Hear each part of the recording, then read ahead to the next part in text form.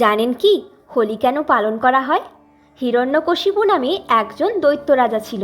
সে চাইতো তার রাজ্যের সকলে তার পুজো করুক, কিন্তু তার ঘরেই জন্ম নেয় তার পুত্র প্রহ্লাদ, যিনি ছিলেন একজন খুব বড় বিষ্ণু ভক্ত।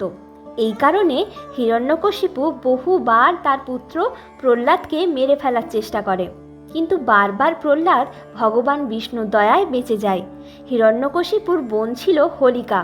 সে ভগবান শঙ্করের পরে এক বিশেষ ধরনের চাদর পান, যে চাদর পরিধান করলে অগ্নি স্পর্শ করতে পারবে না। হিরণ্যকশিপু তার বোন হোলিকাকে সেই চাদর পরিধান করে প্রহ্লাদকে কোলে নিয়ে অগ্নিকুণ্ডে প্রবেশের আদেশ দেন, কিন্তু হাওয়াতে সেই চাদর উড়ে এসে প্রহ্লাদের ওপর পড়ে এবং প্রহ্লাদ বেঁচে যায় এবং হোলিকা আগুনে পুড়ে মারা যায়। আর এই ঘটনার খুশিতে আজও মানুষ ন্যাড়া পোড়ায় এবং হোলি উৎসব পালন করে।